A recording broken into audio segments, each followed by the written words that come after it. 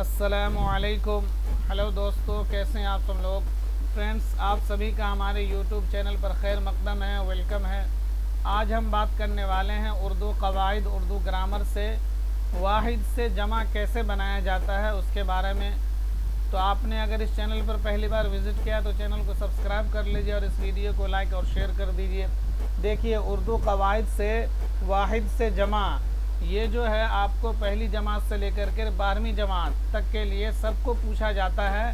तो आप सारे लोग इस वीडियो को देखिए और बिल्कुल आसान भाषा में, बिल्कुल आसान ज़बान में आपको समझ में आ जाएगा कि कोई भी अगर वाहिद लफ्ज़ है, कोई भी अगर उर्दू का वाहिद लफ्ज़ है तो उसका जमा क्या होगा। ठीक है ना। बिल्कुल आसान ज़बान में मैं बताऊंगा आप लोगों को, बिल्कुल आसान भाषा में समझ जाइएगा। तो इस वीडियो को पूरा देखिए। चलिए शुरू करते हैं। देखिए, वाहिद से जमा बनाने का कायदा। सबसे पहले आप लोग ये बात समझिए कि गिनती के लिहाज से इस्म की दो किस्में हैं, वाहिद और जमा। अब वो वाहिद और जमा लफ्ज़ जो होगा या तो मुज़क्कर होगा या मुअन्नस होगा, इतनी बात तो आप जानते हैं। गिनती के लिहाज से इस्म की दो किस्में, वाहिद और जमा। आपने पढ़ा है ना, माने के एतबार से इस्म की दो किस्में हैं, इसमें मारिफा, इसमें नकिरा। उसी तरह गिनती के लिहाज से, गिनती के एतबार से इस्म की दो किस्में, वाहिद और जमा। अब वो लफ्ज़ जो वाहिद या जमा है या तो मुज़क्कर होगा या मुअन्नस। अगर वो लफ्ज़ मुज़क्कर है और वाहिद है तो उसको जमा बनाने के अलग कायदे हैं। अगर वो लफ्ज़ मुअन्नस है और वाहिद है तो उसको जमा बनाने के अलग कायदे हैं।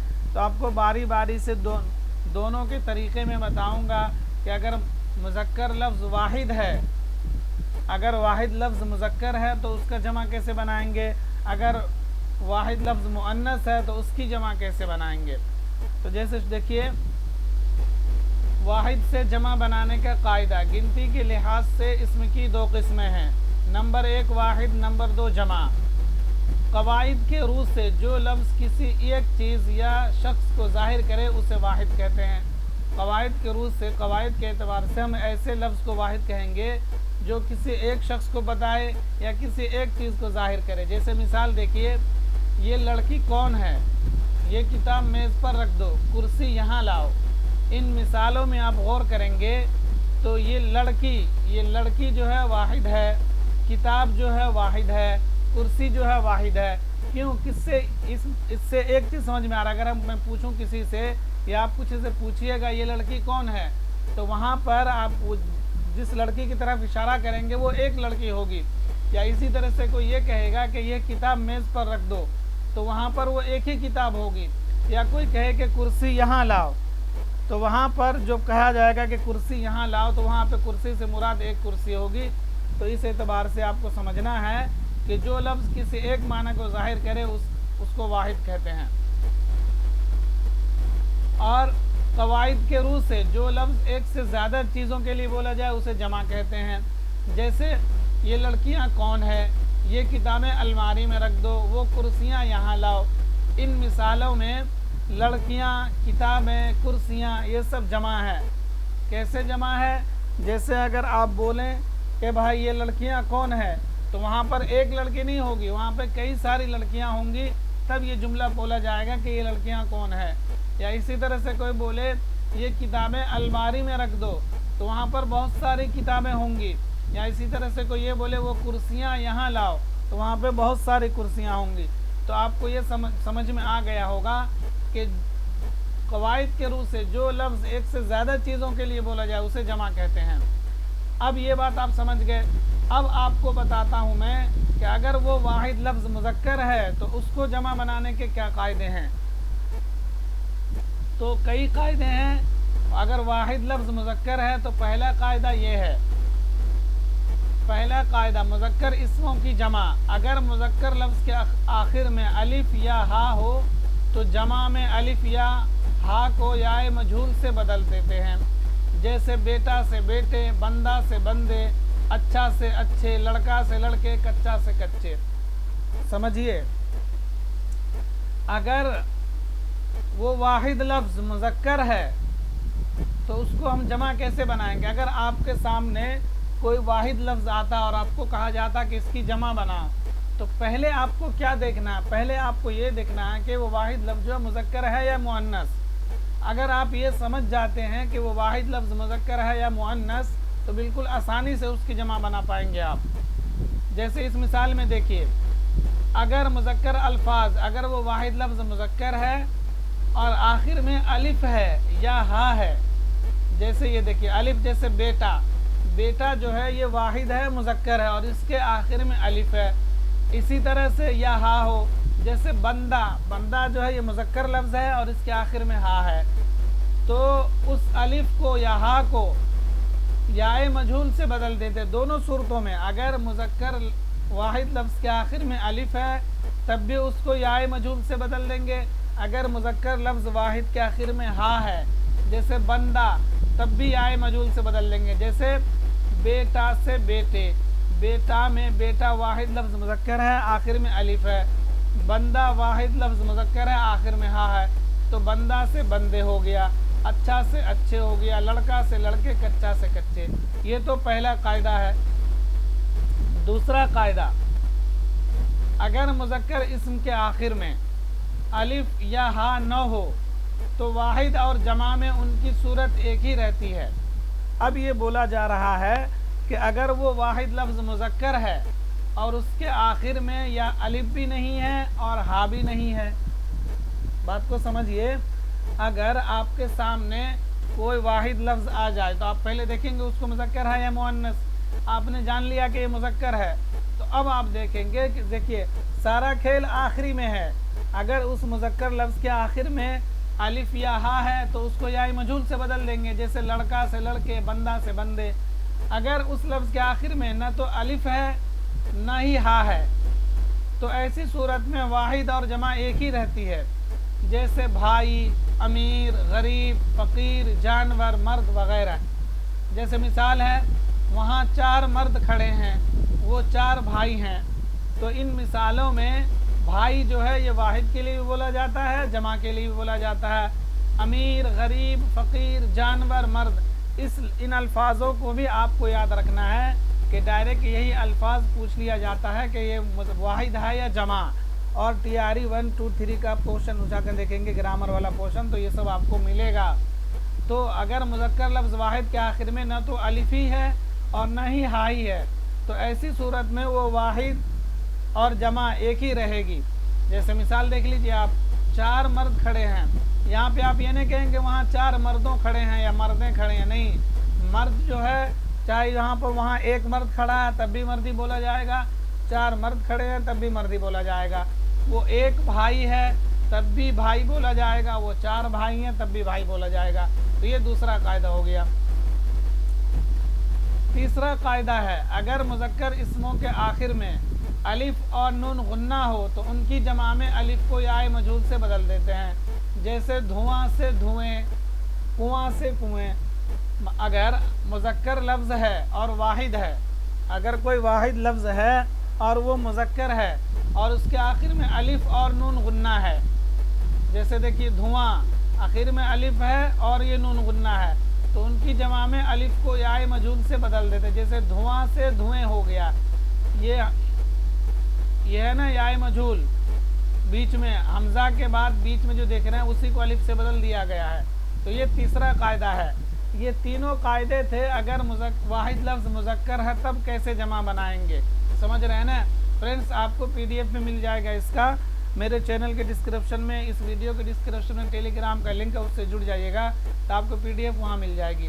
اور اس ویڈیو کو زیادہ سے زیادہ لائک اور شیئر کر دیجیے، اگر آپ نے چینل کو سبسکرائب نہیں کیا تو پلیز سبسکرائب کر لیجیے۔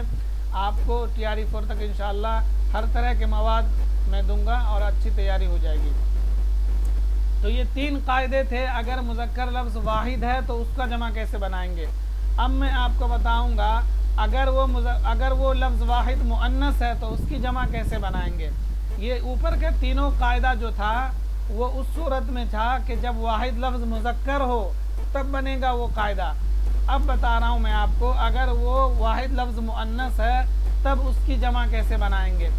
پہلا قاعدہ ہے، جن مؤنث اسماء کے آخر میں یائے معروف ہوتی ہے اس کی جمع میں الف نون غنہ زیادہ کرتے ہیں، جیسے لڑکی سے لڑکیاں، گھوڑی سے گھوڑیاں، وردی سے وردیاں وغیرہ۔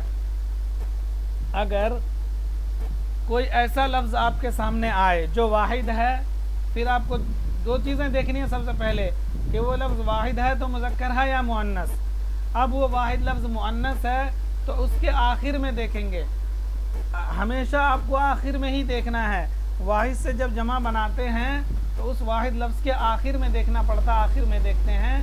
تو اگر وہ واحد لفظ مؤنث ہے تو دیکھیں گے اس کے آخر میں یا معروف ہوتی ہے تو اس کی جمع میں الف اور نون غنہ زیادہ کرتے ہیں۔ جیسے لڑکی، لڑکی میں کاف کے بعد یہ یا معروف ہے، اس طرح کی یا معروف ہوتی ہے، سمجھ رہے ہیں نا؟ جیسے سین میں جو یا لگا یا مجھول ہے، لیکن یہ لڑکی میں جو یا ہے یا معروف ہے، تو آپ کو یہی دیکھنا ہے۔ اگر اس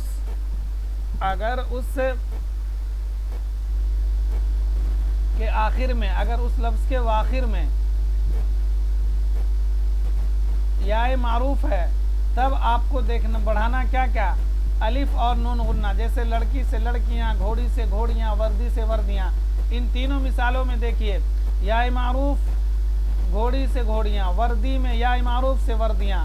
تو یہ پہلا قاعدہ ہے۔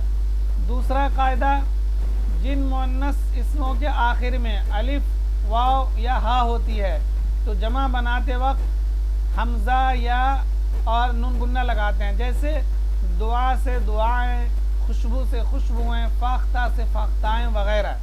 دیکھیے دوسرا قاعدہ بتایا جا رہا ہے، اگر وہ واحد لفظ مؤنث ہے، اگر وہ واحد لفظ مؤنث ہے اور اس کے آخر میں الف، واو یا ہا ہوتی ہے، یا تو الف واو ایک ساتھ ہو، الف اور واو ایک ساتھ ہو، یا پھر ہا ہوتی ہے، تو جمع بناتے وقت حمزہ یا نون غنہ لگاتے ہیں۔ جیسے دعا سے دعائیں، جیسے دعا میں الف ہے، دعا جو ہے مؤنث لفظ ہے، ٹھیک ہے نا، اور یہ الف ہے تو دعائیں جمع ہو جائے گی۔ اسی طرح سے آخر میں واو ہے، یہ الف کی مثال ہے، الف واو، یعنی یہ وہاں پہ واو، یہ واو خوشبو سے خوشبوئیں، یا ہا ہوتی ہے، جیسے فاختہ میں ہا ہے تو فاختائیں۔ تو یہ دوسرا قاعدہ ہے کہ جس مؤنث اسم کے آخر میں الف ہو یا واو ہو یا ہا ہو تو جمع بناتے وقت این لگاتے، این، حمزہ یا نون غنہ۔ جیسے دعا سے دعائیں، خوشبو سے خوشبوئیں، فاختہ سے فاختائیں وغیرہ۔ تیسرا قاعدہ ہے، جن مؤنث اسماء کے آخر میں الف نون غنہ ہو یا واو نون غنہ ہو تو ان کی جمع میں نون غنہ سے پہلے حمزہ اور یا مجھول بڑھاتے ہیں۔ جیسے ماں سے مائیں، جوں سے جوئیں، ہوا سے ہوائیں وغیرہ۔ تیسرا قاعدہ ہے کہ اگر واحد لفظ مؤنث ہے اور اس کے آخر میں، اس مؤنث لفظ کے آخر میں الف اور نون غنہ ہے یا واو نون غنہ ہے تو ان کی جمع بناتے وقت نون غنہ سے پہلے حمزہ اور یا مجھول بڑھاتے ہیں۔ جیسے دیکھیے ماں میں یہ الف ہے اور یہ ہے، میم کے بعد الف ہے نا اور نون غنہ ہے تو ماں سے مائیں ہو گیا، یہ ہو گیا الف اور نون غنہ ہے۔ اگر واو اور نون غنہ ہو، جیسے جو میں واو اور نون غنہ ہے تو اس کی جمع ہو جائے گی جوئیں۔ اسی طرح سے ہوا سے ہوائیں۔ تو یہ آپ کو یاد رکھنا ہے، یہ تیسرا قاعدہ ہے۔ چوتھا قاعدہ ہے، جن مؤنث اسموں کے آخر میں یا ہو تو اس کے بعد نون کا اضافہ کر کے جمع بنا لیتے ہیں۔ جیسے چڑیا سے چڑیاں، پڑیا سے پڑیاں وغیرہ۔ جن مؤنث کے آخر میں، ہمیشہ آپ کو آخر میں دیکھنا ہے، واحد سے جمع بناتے وقت اگر امتحان حال میں آپ کے سوال کو کسی ایسے لفظ کہا جاتا ہے کہ بھائی اس لفظ کی جمع کیا ہے، تو آپ کو پہلے یہ سمجھنا ہوگا وہ لفظ جو ہے واحد ہے تو واحد کے بعد مذکر ہے یا مؤنث۔ اگر مذکر اور مؤنث آپ سمجھ جاتے ہیں پھر آپ اس لفظ کے واحد کے آخر میں دیکھیں گے کیا ہے۔ اگر ان میں سے کوئی ایک ہوگا تو آپ اس کی جمع بالکل آسانی سے بنا سکتے ہیں۔ تو اگر آخر میں یا ہو تو اس کے بعد نون کا اضافہ کرتے ہیں، جیسے چڑیا سے چڑیاں، پڑیا سے پڑیاں وغیرہ۔ پانچواں قاعدہ، اگر مؤنث اسم کے آخر میں یا اور یا مجھول نہ ہو تو جمع بناتے وقت یا نون غنہ کا اضافہ کر کے جمع بناتے ہیں، جیسے کتاب سے کتابیں وغیرہ۔ جیسے اگر مؤنث اسم کے آخر میں نہ تو یا ہو اور نہ یا مجھول ہو، ٹھیک ہے نا، تو یا اور نون غنہ کا اضافہ کرتے ہیں، جیسے کتاب سے کتابیں وغیرہ۔ اگر مؤنث اسماء کے آخر میں مندرجہ بالا حروف میں کوئی نہ ہو تو اس کی جمع میں یا نون غنہ بڑھاتے ہیں، جیسے خبر سے خبریں، قلم سے قلمیں، فلم سے فلمیں وغیرہ۔ اب یہاں پہ یہ بتایا جا رہا ہے، یہ جو آپ کو اوپر کے 5 قاعدے اور 3 قاعدے بتائے گئے ہیں، دیکھیے یہ سارے بتائے گئے ہیں، تو ایسی صورت میں اگر کوئی لفظ نہ ہو تب کیا کرتے ہیں؟ مؤنث اسماء کے آخر میں مندرجہ بالا، مطلب یہ سارے قاعدے میں سے کوئی نہ ہو تو اس کی جمع میں یا اور نون غنہ بڑھاتے ہیں، جیسے خبر سے خبریں، قلم سے قلمیں، فلم سے فلمیں۔ قلم میں واحد لفظ قلم اور اس کے آخر میں نہ تو یا ہے، نہ الف نون غنہ ہے، نہ اور جتنے بتائیں گے اوپر سے کچھ نہیں ہے، تو یہ قلمیں ہو گیا۔ اسی طرح سے فلم ہو گیا، تو فلم میں بھی آخر میں میم ہے، کوئی دوسری چیز نہیں ہے، تو اس کی جمع فلمیں ہو گئی۔ تو یہ آپ کو یاد رکھنا ہے۔ ندا کی صورت میں جمع کے لیے واو بڑھاتے ہیں، جیسے لڑکا سے لڑکوں، بچہ سے بچوں، لڑکی سے لڑکیوں۔ اگر ہم کسی کو آواز لگاتے ہیں ندا کی صورت میں، ندا کیا ہے؟ ندا مطلب کسی کو آواز دینا۔ آپ پڑھیں نا حرف ندا، یا اے حامد، تو اے حامد، یا اے لڑکا، اے لڑکی، تو یہ ندا کی صورت میں ہے۔ تو ایسی صورت میں جب ہم جمع بناتے ہیں تو واو بڑھاتے ہیں، جیسے ہم کہیں گے اے لڑکا، ایک لڑکا ہوگا تو ہم کہیں گے اے لڑکا، اگر زیادہ لڑکے ہوں گے تو کہیں گے اے لڑکو ادھر آؤ۔ اسی طرح سے اگر ایک لڑکی ہے وہاں کہیں گے اے لڑکی ادھر آؤ، اور اگر زیادہ لڑکیاں ہیں تو کہیں گے اے لڑکی ہو۔ تو یہ آپ کو یاد رکھنا ہے، یہ ندا کی صورت ہے۔ مفعولی حالت میں اسم کے آخر میں واو نون غنہ لگاتے ہیں، جیسے بچوں سے بچوں، لڑکوں سے لڑکیوں۔ ندا کی صورت میں تو صرف واو بڑھاتے ہیں، مفعول کی حالت میں واو نون غنہ بڑھاتے ہیں۔ یہ ڈائریکٹ یہ قاعدہ پوچھ لیا جاتا، آپ کو اس قاعدے کو سمجھ لینا ہے۔ تو ندا کی صورت میں صرف واو بڑھائیں گے، مفعولی حالت میں واو نون غنہ دونوں بڑھائیں گے۔ یہ دونوں مثال آپ کے سامنے ہیں۔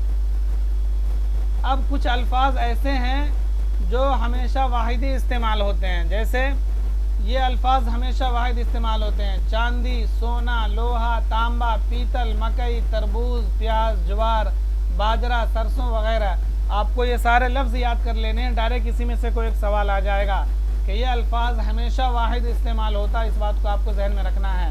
کچھ الفاظ ایسے ہوتے ہیں جو بطور جمع استعمال ہوتے ہیں، جیسے گیہوں، مٹر، تل، دام، دستخط، حضرت، کرم، نصیب، کرتوت، ہوش وغیرہ۔ یہ سارے الفاظ بطور جمع استعمال ہوتے ہیں۔ اور کچھ الفاظ ایسے ہیں جو جمع ہوتے ہوئے بھی واحد بولے جاتے ہیں، جیسے سال، صدی، عشرہ، درجن، ماہ، مہینہ۔ مطلب یہ الفاظ جمع ہیں مگر یہ واحد بولے جاتے ہیں، تو آپ کو یہ بات ذہن میں رکھنا ہے۔ بعض اوقات جمع کی بھی جمع بنائی جاتی ہے، مطلب کچھ الفاظ ایسے ہیں کہ وہ خود جمع ہے لیکن اس کی بھی جمع بنائی جاتی ہے، اسے جمع الجمع کہتے ہیں۔ جیسے خبر کی جمع اخبار ہے اور اخبار کی جمع اخبارات ہے۔ سمجھیے آپ، کچھ لفظ ایسے ہیں اس کی جمع بناتے ہیں پہلے، پھر اس جمع کی بھی جمع بناتے ہیں، جس کو جمع الجمع کہتے ہیں۔ تو اس بات کو آپ کو ذہن میں رکھنا ہے، اور اس طرح کے ڈائریکٹ سوال میں آ جاتا ہے کہ خبر کی جمع اخبار ہے اور اخبار کی جمع اخبارات ہے، رسم کی جمع رسوم ہے اور رسوم کی جمع رسومات ہے۔ اسی طرح سے لقب کی جمع القاب ہے اور القاب کی جمع القابات ہے۔ اسی طرح حادثے کی جمع حوادث ہے، حوادث کی جمع حوادثات ہے۔ امر سے امور اور امور سے امورات، امر کی جمع امور ہے، امور کی جمع امورات ہے۔ جوہر سے جواہر اور جواہر سے جواہرات، تو جوہر کی جمع جواہر اور جواہر کی جمع جواہرات۔ وجہ سے وجوہ اور وجوہ سے وجوہات وغیرہ۔ تو یہ جیسے اخبارات، رسومات، القابات، حوادثات، امورات، جواہرات، یہ سب جمع الجمع ہے۔ تو یہ لفظ آپ کو اچھے سے یاد کر لینے ہیں، ڈائریکٹ یہی سوال میں آ جاتا ہے کہ خبر کی جمع اخبار ہے یا اخبارات، تو خبر کی جمع آپ کو اخبار کرنا ہے۔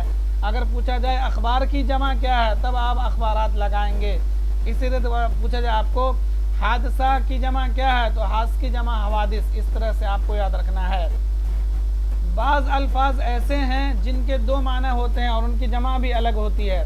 کچھ الفاظ ایسے ہوتے ہیں جو لفظ تو ایک ہے لیکن اس ایک لفظ سے دو معنی لیا جاتا ہے اور دونوں کے معنی کے الگ الگ مطلب واحد لفظ ایک ہوگا لیکن جمع میں وہ دو ہو جاتا ہے. کیسے سمجھیے؟ جیسے دیکھیے وہ ایک لفظ ہے، اس ایک لفظ کے معنی ہیں، مثال کے طور پہ سمجھیے امر کے معنی آتے ہیں حکم کے، ٹھیک ہے، امر کے معنی حکم کے بھی آتے ہیں اور امر کے معنی کام کے بھی آتے ہیں. تو اسی طرح سے اور بھی الفاظ ہیں جو ایک ہی لفظ کے دو معنی ہوتے ہیں اور جمع میں جا کے وہ لفظ الگ ہو جاتا ہے. جیسے جس امر کے معنی حکم کے ہیں اس کی جمع اوامر ہے اور جس امر کے معنی کام کے ہیں اس کی جمع امور ہے. تو ایسے سمجھیے کچھ لفظ ایسے ہیں جس کے دو معنی ہوتے ہیں اور معنی کے اعتبار سے اس کی جمع الگ ہو جاتی ہے. جیسے امر کے معنی اگر حکم کے ہیں تو اس کی جمع اوامر ہوگی، امر کی جمع اگر کام کے ہیں تو اس کی جمع امور ہوگی. اسی طرح سے بیت کے دو معنی ہیں، گھر اور شیر. تو بیت کے معنی اگر ہم گھر لیتے ہیں تو اس کی جمع بیوت ہوگی، بیت کے معنی اگر ہم شیر لیتے ہیں تو اس کی معنی ابیات ہوگی. اسی طرح سے بحر کے دو معنی ہیں، ایک ہے دریا ایک ہے وزن. کہتے ہیں نا کہ بھائی رباعی کے لیے کتنے ایک ہی اوزان اور 24 بحر مختص ہیں. تو بحر کے معنی اگر دریا لیتے ہیں تو اس کی جمع ہوگی بحور اور بحار، اگر بحر کے معنی وزن لیتے ہیں تو اس کی جمع ہوگی بحور. اسی طرح سے عین کے دو معنی ہیں، عین کے ایک معنی آنکھیں ایک معنی سردار. اگر عین سے آنکھیں مراد لیتے ہیں تو جمع عیون ہوگی، عین سے سردار مراد لیتے ہیں تو اس کی جمع آیان ہوگی. اسی طرح سے ادب کے دو معنی، احترام کے ایک شعر و شاعری کے. بولتے ہیں نا کہ بھائی اردو ادب کے سوالات و جوابات. تو اردو ادب کے ایک معنی تو احترام کے، بھائی فلاں آدمی جو ہے نا فلاں کا ادب کرتا ہے تو مطلب احترام کرتا ہے. اور کیا ہے بھائی میں نے اردو ادب میں ایم اے کیا ہوا ہے، اردو ادب میں پی ایچ ڈی کر رکھا ہے. تو کیا ہوتا ہے وہ شعر و شاعری یہی سب ہوتا ہے. تو ادب کے معنی اگر احترام ہے تو اس کے معنی اس کی جمع ہوگی آداب. ادب کے معنی اگر شعر و شاعری ہے تو اس کی جمع ہوگی ادبیات. تو یہ جمع بھی آپ کو اچھے سے یاد کر لینا ہے معنی کے اعتبار سے. اس لفظ کو دھیان سے دیکھیے آپ، ادب کے دو جمع ہوں گے معنی کے اعتبار سے، عین کے دو جمع ہوں گے معنی کے اعتبار سے. اس میں ایک چیز چھوٹ گیا جو میں آپ کو بتانے والا ہوں. دیکھیے ابھی جو آپ یہ والا قاعدہ پڑھے تھے، اگر واحد لفظ مذکر ہے اور آخر میں الف یا ہا ہے تو جمع میں الف یا ہا کو یا مجهول سے بدل دیتے ہیں. جیسے بیٹا سے بیٹے، بندہ سے بندے. تو اس میں کچھ الفاظ اس سے مستثنا ہے، جیسے راجا، نانا، دادا، دریا، صحرا، چچا. اس لفظ کی جب جمع بناتے ہیں تب ہم اس کو یا مجهول سے نہیں بدلیں گے. جیسے راجا جو ہے تو وہ ہمیشہ راجا ہی رہے گا جمع میں بھی. نانا ہے تو واحد بھی نانا ہے، جمع بھی نانا ہے. دادا ہے تو واحد بھی دادا، جمع بھی دادا ہی ہے. تو کہنے کا مطلب یہ ہے کہ یہ جو قاعدہ تھا کہ اگر مذکر لفظ واحد ہے نا، جیسے نانا، دادا، یہ سب صحرا، چچا، یہ سب واحد لفظ ہے اور یہ مذکر ہے تو اس کے آخر میں الف ہے. تو آپ نے قاعدہ پڑھا تھا کہ اگر مذکر لفظ کے واحد میں آخر میں الف ہے تو اس کو ہم جمع بنانے میں یا مجهول سے بدل دیتے ہیں. لیکن ان لفظوں پہ یہ فارمولہ، یہ قاعدہ نہیں آئے گا فٹ، یہ مستثنا ہے. تو اس بات کو آپ ذہن میں رکھیے گا. تو فرینڈز ویڈیو کیسے لگی کمنٹ ضرور کریے گا اور اس ویڈیو کو زیادہ سے زیادہ لائک اور شیئر کر دیجئے اور چینل کو سبسکرائب کر لیجئے. اور اگر پی ڈی ایف چاہیے آپ کو تو ٹیلی گرام کا لنک ہے ڈسکرپشن میں، اس سے ٹیلی گرام سے جڑ جائیے اور آپ کو اس طرح کی سیریز انشاءاللہ جو ہے قواعد کی بھی آئے گی، MCQs کی بھی آئے گی. اور اردو ادب سے اردو لٹریچر کے MCQs میں نے بہت سارے بنا رکھے ہیں. پلے لسٹ میں جائیے، اس چینل کے پلے لسٹ میں آپ کو BPSC TRE 4 کے نام سے پلے لسٹ ہے. آپ سارے ویڈیوز دیکھ لیجئے، انشاءاللہ آپ کو بہت فائدہ ہوگا. شکریہ.